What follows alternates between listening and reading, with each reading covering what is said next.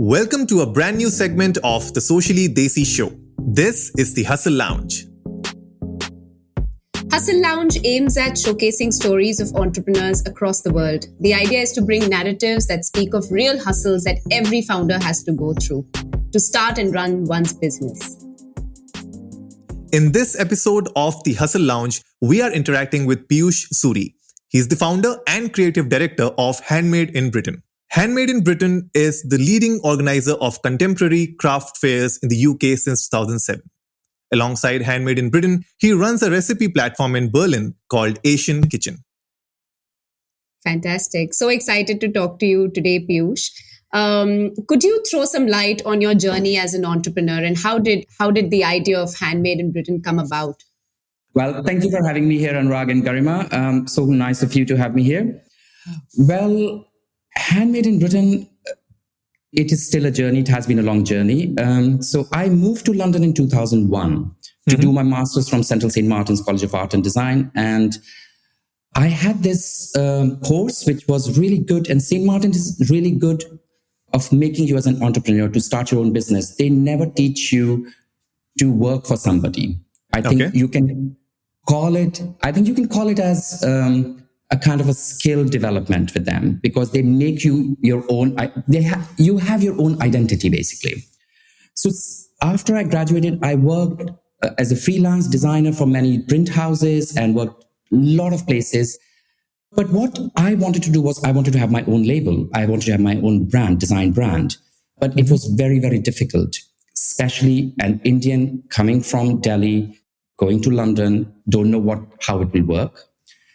Don't know what methods were available to start a business, what funding was available. I was completely new. Secondly, there were very little platforms available in terms of there were not many shows happening. So there was only one fair, which I remember was Chelsea Craft Fair, which was run by Crafts Council, and it was so oversubscribed. You know, it was such a popular show running for 25, 30 years, and it was so oversubscribed that new graduates like me would never stand a chance to get in. Okay. So I was working part-time, I was doing freelance work, and one day while working part-time, I was so frustrated. You said, well, damn it, I'm going to start my own show.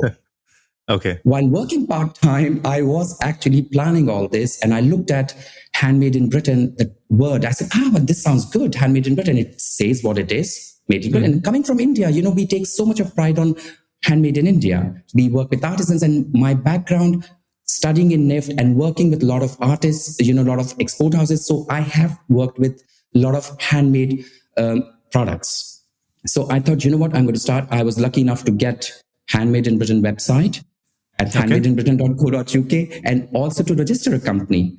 I was wondering that how come nobody registered a company in Britain called Handmade in Britain? It just took one Indian to go there to identify there's a gap in the market and register the company. So that was it. 2007, I started Handmade in Britain. Fantastic. And why, you spoke about India and, as Indians, we take pride in handmade products. Do British folks also take pride in handmade products, or how did this idea come about? Well, in India, I think it's much more evident because India, handmade is more about skill. So it is everywhere, you know. So if you look at our history, if you look at our culture, handmade is embedded in everyday life. Whereas in Britain, handmade is about you are a designer and you are a maker. So it is considered a little bit more luxurious because it's a lot more expensive. So handmade was always there everywhere, but acknowledging it was not that much, you know. So craft has always been in Europe, craft has always been that luxury item, whereas in Asia, craft is always an everyday object. So that is the difference. So that is the difference.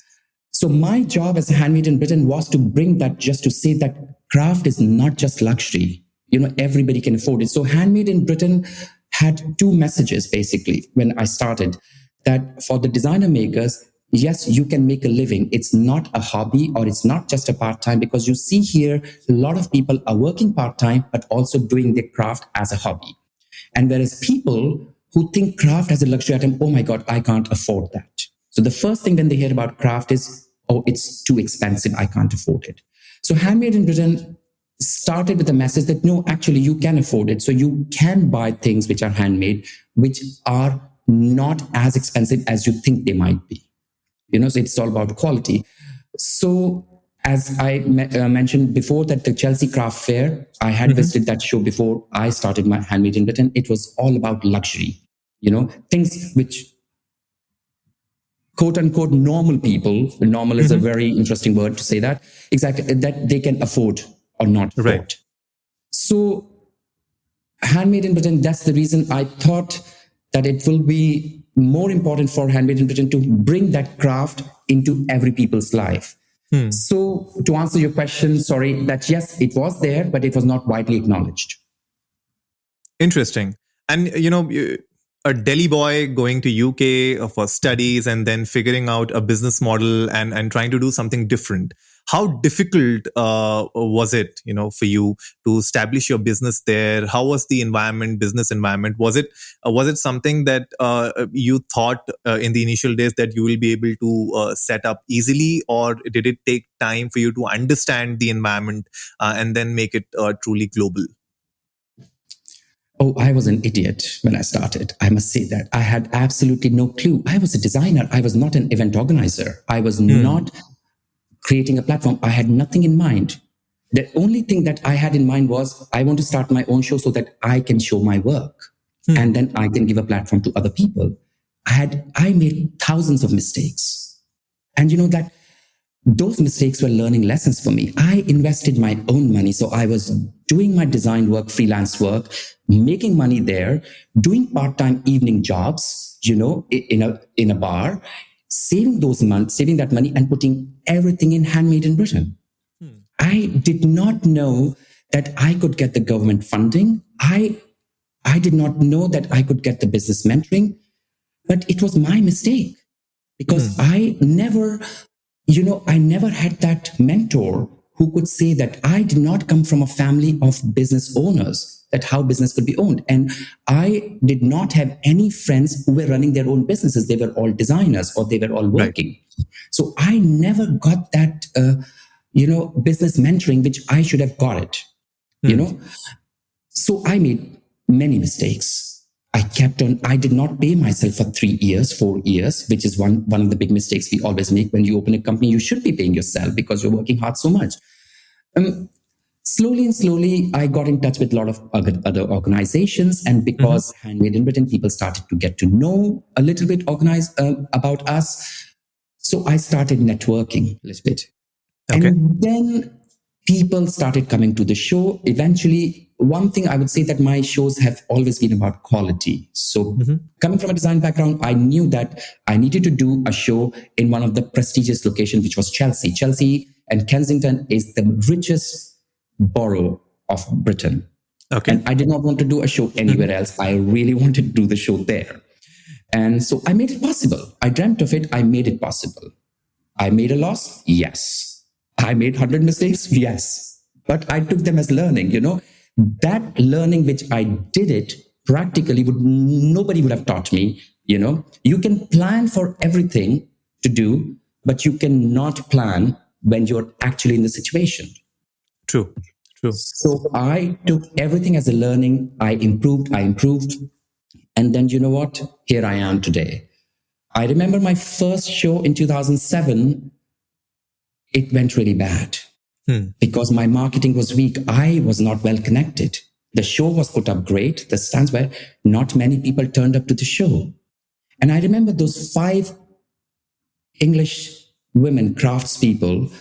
I would say because it could be a hint of racism or it not, but I did not take it as a hint of racism. But now I look at back. So these 5 women came to me and took me to the room, who were the exhibitors. Of course, they were not selling. They told me that you will never be successful in this. And we will make sure that you never do a show again because your shows are rubbish.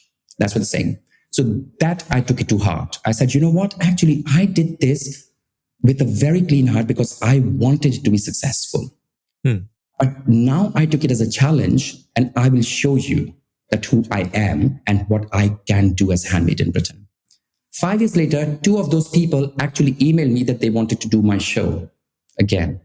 And they said that in 2007, we did your show and then it was not good. Can you tell us, you know, I responded, obviously, as a business, I need to detach myself from the emotion. Yeah. But I never took them back and I will never take them back, you know? Wow. Yeah, so many struggles. Still struggling. Every business has struggled, but I did struggle a lot, yes. Fabulous. But I think the resilience and all your passion just paid off in the right way, right? Um, I think we Indians are born resilient, isn't it? Yeah, true. It's a natural habitat, you know, being resilient. yeah. Hope, hope and resilience. I think these are the two things which we are taught, if nothing else. Very true. Very true. So, speaking of which, how tough was COVID? Because people were not traveling. You were all about shows. Large gatherings were, just came to an end, and people started to talk about the new normal. I have no idea what that is myself, but I feel old habits die hard, and everybody is back. But what is your take on this? What did you do to your business to be where you are and still be relevant? And I believe you have a show coming up soon as well. So how was this whole journey, that you had in the last 2 years of the pandemic? COVID was hard. If I had to say personally, I think I needed a break, obviously. So personally, it did very well for me. I got to gather my thoughts, got to gather what direction I want Handmade in Britain to go through. In what direction I want Handmade in Britain to go to. But on a professional level, I think it was difficult because one of our main platform is to organize events, and everything was shut down. But we were lucky that I would not say we were lucky. I would say I was lucky to have partnered with one of my best friends from childhood friends. And in 2019, before COVID, we had opened an e-commerce platform. We did not know that COVID is coming, but somehow I got together with a very good friend of mine, Saket, and then we opened this. And so that got us through COVID, I would say that. Plus, we did get some funding from the government, Arts Council funding, because we were one of the organizations, a company, a profitable organization. Either you're a charity or you're a business organization. So we were one of those. We were one of the very few crafts organization who got the funding in excess of £100,000 from Arts Council to keep on running the business for what we are doing for the craft sector in Britain. So that was a bit of luck as well. It has changed directions, I would say. Now we are becoming more and more digital. And we realize that people are still scared of traveling. The shows have started happening, but they are at the capacity of half full, probably.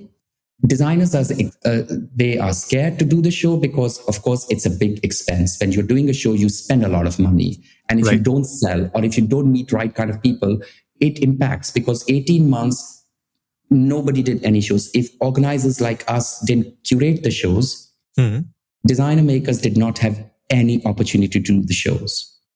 So it's like a cat and mouse situation, you know. So I think we will continue doing the shows, obviously, but our route is more digital and hybrid models. So we also launched virtual fairs. We were one of the first people, actually we are the first people in the craft sector to launch an interactive virtual craft fair. We're working on it, thanks to Saket, because he has a technology background.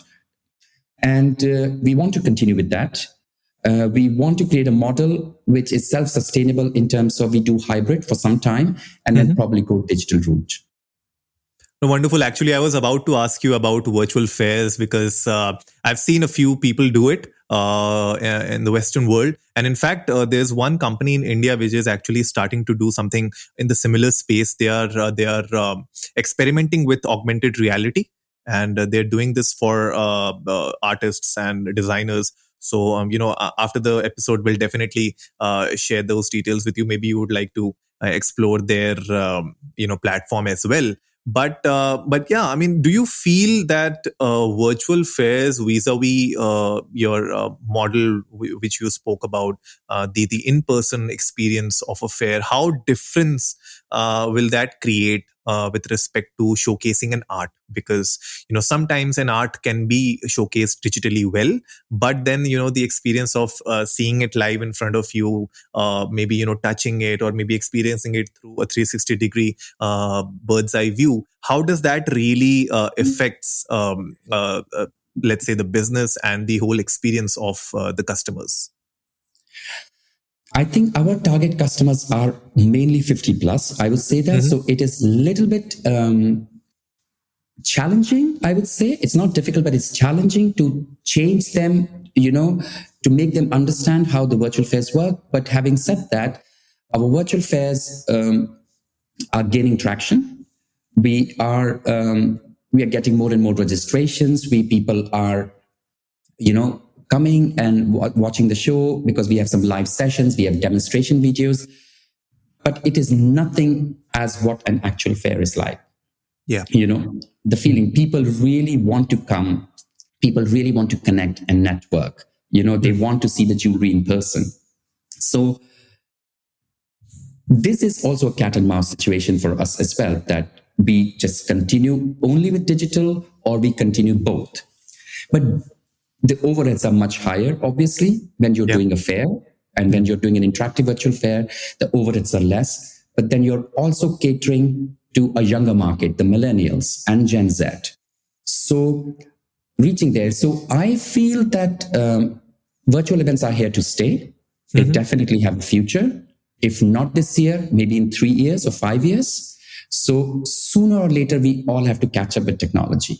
I mean, in 2019, if somebody said that you and me would be speaking like this in different continents, or everybody would be working remotely from home, you'll say, oh, shut up, get out of here. But now Zoom is so normal. So virtual fairs in 3 years' time, I think will be very, very normal. And they are already normal in medical and education sector anyways, the conferences and 3D events now. So why not in art and the craft world? Absolutely. I think, yes, it is here to stay, and it's all about embracing the future as soon as possible and integrating it with your business. And since you're an artist, a designer, you already have the understanding of how things work with respect to organizing and implementing the different business aspects in your fairs. So this is just going to be a new plug that you put in, but has to be curated in a way that, like you said, your audiences are 50 plus. So for you to actually keep them as part of the system and then bring in the millennials and the Gen Zs, that is going to be, I'm sure, a different challenge, but something that we all look forward to. Moving ahead, so interesting question that we have for you. I'm a big foodie, and I'm sure Garima is a big foodie as well.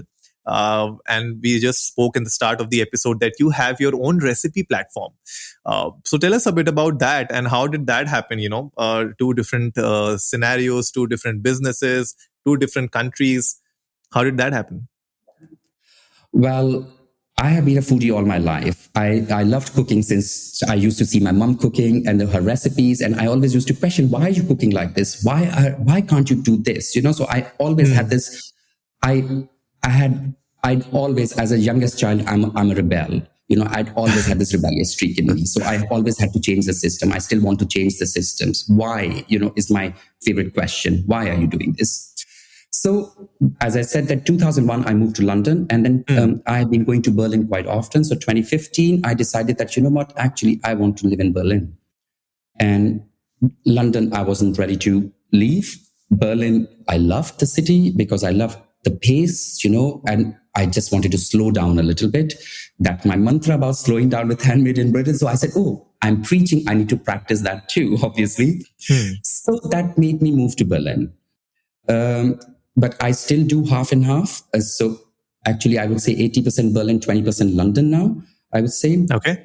So when I was in Berlin, London has one of the most amazing Indian foods, I would say, that outside India, When I moved to Berlin, my God, that was terrible. So my friend said, oh my God, there's a great Indian restaurant. It was so awful, I would say that. Then I thought, what? Actually, why don't I start? So I started doing supper clubs. My friends ate the food and they said, you should start doing something professionally. I said, well, I'm not a professional chef. I can cook a home style food. So I started doing supper clubs in home actually Okay. before Corona. So I did for 1 year. So once a month, I would have my flat. I would have at least 8 to 10 guests. They will have Okay. a 5 course meal. They would not know what is going to be served. There won't be any menu. And every food, when the plate is served, then I would tell them, this is the food and this is the story why this is there. So I started that. So I ran just before Corona, and then everything shut down.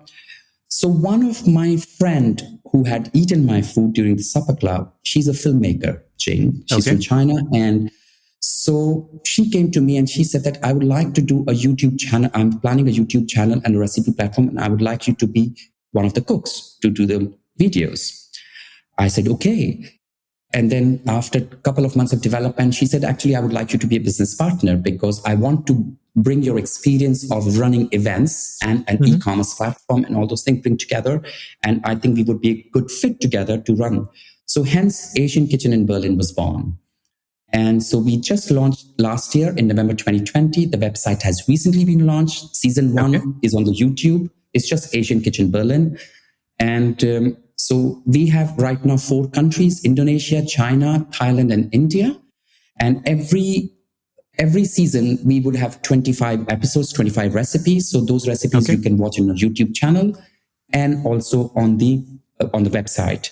Let me tell you, that is, the Indian recipes are for the white people here. Of course they are, so of course if people are going to watch my recipe, they say, that's so simple, that cook, but it's a lentil, yellow lentil. We've been cooking all our lives. But I have to keep in account my target audience. So give them something simple to cook and easy to follow recipes. That's our mantra, basically. Wonderful, wonderful. And what's your star dish? What is that one dish that you love to cook? I would say that there are quite a few, but there are 2 dishes which I love to cook. Is when I'm feeling homesick and I need to have that comfort food. That is the yellow lentils, arar ki dal. This is, I do that. And one dish I love to cook, which my mom used to cook amazing, which is kathal. I don't know. Yes, exactly. Which is kathal and aloo, which is, it just tastes like, if you are a vegetarian, then it just tastes like meat, So it's a vegetarian meat dish. Yeah. I've heard that all my life being a vegetarian, that this just tastes like meat. I'm flexitarian. So I think Berlin, more and more people are becoming vegan, and most of my friends are vegetarian. So I actually cook just vegetarian food. I hardly cook meat, and I hardly eat meat outside as well. So I was more of a meat eater in India. I'm more of a vegetarian in the West. Wonderful. And very, very different startups, Piyush, but there are interesting synergies. Like you speak about slowing down, you speak about embracing handmade. So there are many similarities in the 2 businesses, as they are different as well. But were there any learnings that you had from your first startup? And you also mentioned your business partner sort of embraced your previous experience as an e-com owner and as a craft fair expert. Were there any core learnings that you had from Handmade in Britain, which translated into sort of streamlining effort towards Asian Kitchen? Absolutely. I would say that I am taking that experience and bringing that to Asian Kitchen in Berlin. If we have to look at it on a macro level, both platforms are going to be similar. In one, we are supporting designer makers and craftspeople. And in the other platform, we are supporting the cooks who are making food, who do not have the capacity to open their own restaurant, but to promote their dinner events, their cooking workshops through our channel. So one thing I forgot to tell you guys before was, it's just not a recipe platform. It's also a platform where it will be an e-commerce marketplace where all the cooks can sell their spices or chutneys or things, homemade things. Plus they can run their cooking workshops and dinner events through our platform as well. So it is, as you see, that's on a macro level, they both are very similar. We plan to do events through this. We want to launch Asian Food Festival in Berlin in 3 years' time, once we have enough, So that brings my experience of running an event, e-commerce event. So everything what I think I'm learning and I've gathered experience from Handmade in Britain, I think I'm applying to that Asian Kitchen in Berlin. And although the language is difficult, obviously. So I have just done B1 level of German, but that would be like 8-year-old speaking German, not the, not the language you want to Yeah. run business in, obviously. So, but yes, slowly and slowly, covering one step at a time.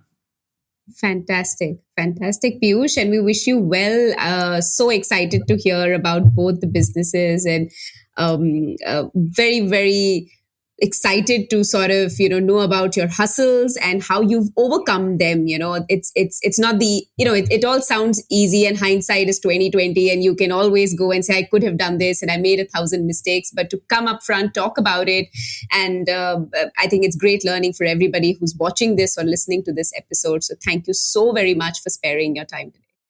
You're welcome.